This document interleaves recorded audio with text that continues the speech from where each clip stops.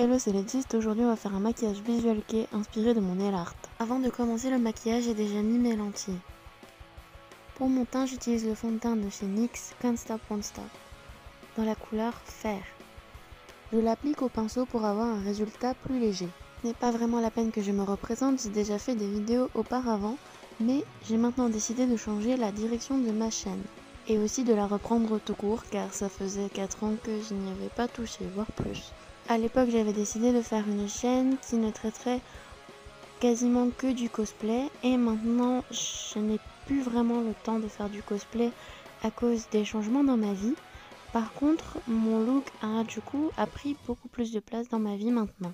Durant mes différents voyages au Japon, j'ai pu un peu plus m'intégrer dans la mode Harajuku et rencontrer des personnes qui en font pleinement partie, ce qui m'a conduite à développer mon style Harajuku, mes différentes facettes, et donc j'ai décidé de les partager avec vous, surtout que j'apporte un grand soin à mes maquillages et que je fais beaucoup de maquillage à thème.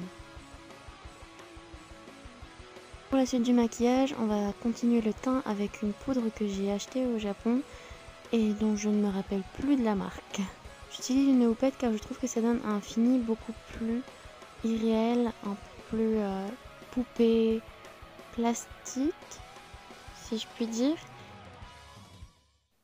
Ensuite, pourquoi reprendre ma chaîne maintenant? En fait, j'ai décidé tout d'abord de refaire des vidéos parce que je voulais partager mes styles Harajuku. Mais pourquoi refaire des vidéos en français? C'est parce que j'ai fait un sondage sur Instagram pour savoir quelle langue les personnes qui me suivaient voulaient que je fasse. Et il est ressorti que je devais faire japonais, anglais et français. Pour finir mon teint, j'ajoute de l'highlighter. Étant donné que le thème de mon look est plus ou moins zombie, j'ai choisi un highlighter blanc mat, juste pour donner un effet beaucoup plus clair à ma peau et pas forcément de brillance.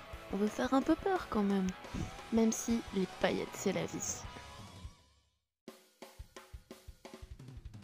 Ensuite, je vais commencer mon make-up des yeux par l'application d'un kohl noir dans la muqueuse interne. Lui, elle est bien à l'intérieur.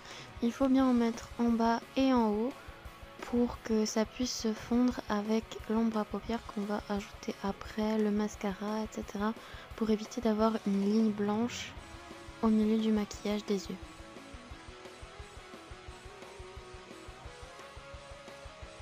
Et on ne peut commencer à appliquer les fards à paupières sans mettre une base si on veut que ça tienne un minimum. Et j'utilise la base de chez Kiko, la Pearly Eye Base. Ensuite, je vais utiliser ma magnifique palette de chez Beauty Bay, la High Bright Matte, et je commence par utiliser la teinte noire qui s'appelle Illicit. Je commence à en appliquer en dessous de mon œil pour donner cet effet fatigué et un peu décédé d'un zombie.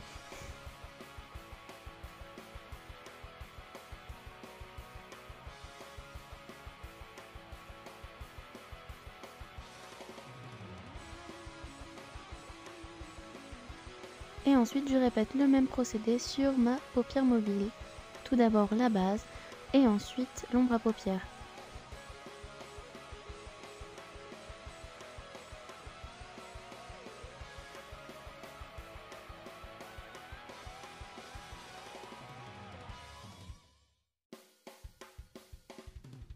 Ensuite j'utilise une ombre à paupières de chez NYX, une prismatique eyeshadow, pour ajouter un côté métallique à mon dégradé. Je vais donc l'ajouter sur le bord de mon ombre à paupières noire et blender les deux couleurs ensemble.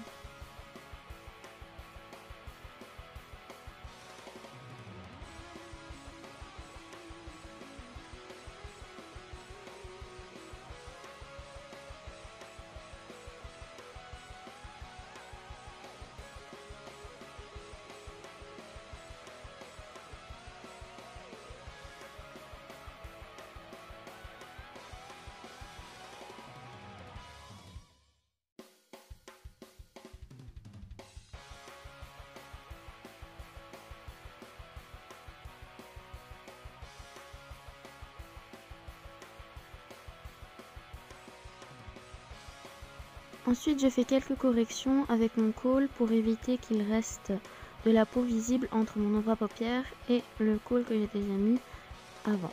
Maintenant, je passe à l'ombre à paupières blanche. J'utilise la teinte White Lies de ma palette Beauty Bay et je l'ajoute au coin interne de mon œil.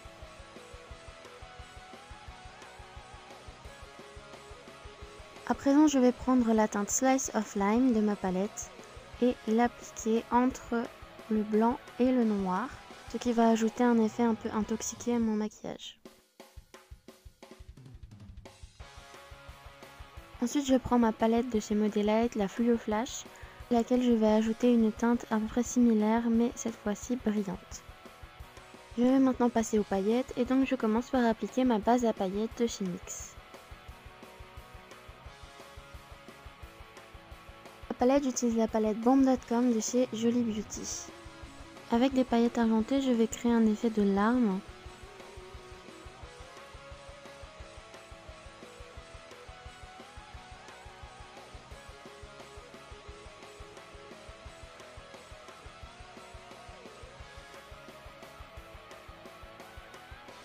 Et maintenant, j'utilise un liner métallique vert. Je vais faire un trait sur mon ras de cils. J'étire le trait du coin interne de mon œil jusqu'à peu près la moitié de celui-ci.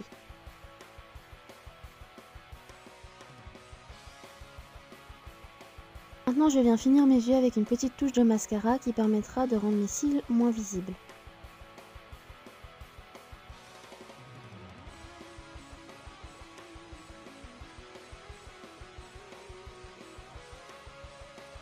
Pour les lèvres, je pars sur un rouge à lèvres noir. Je commence par l'appliquer comme d'habitude, non sans difficulté parce que le noir c'est compliqué.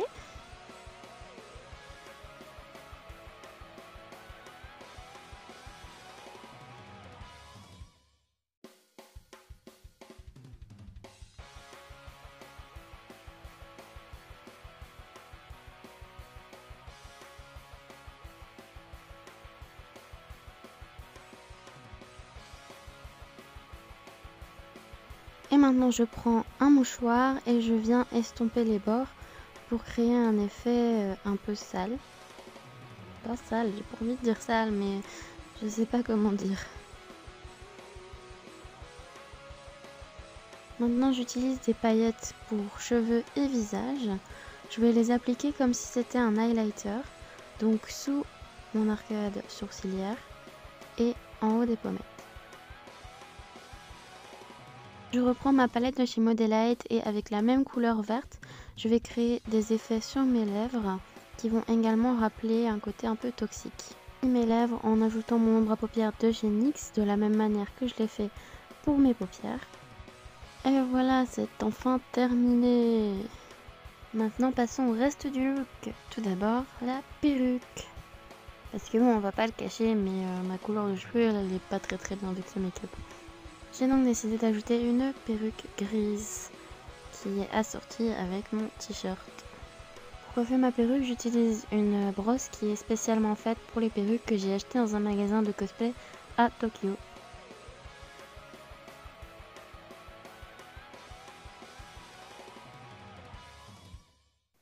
J'ajoute également quelques extensions blanches que j'ai coiffées en tresse. Bonjour quand tu perds tes mots.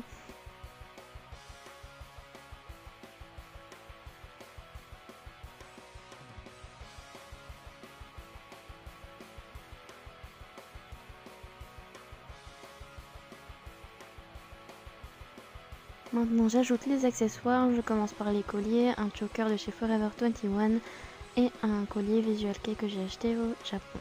J'ajoute les bracelets, il y en a un qui vient de la même marque que l'une des bagues que je vais mettre après celle-ci. Et c'est un designer indépendant japonais qui fait de super accessoires cyber et à des prix vraiment pas énormes. J'ajoute également des trombones verts métalliques accrochés les uns avec les autres dans ma wig. Et ben pourquoi pas.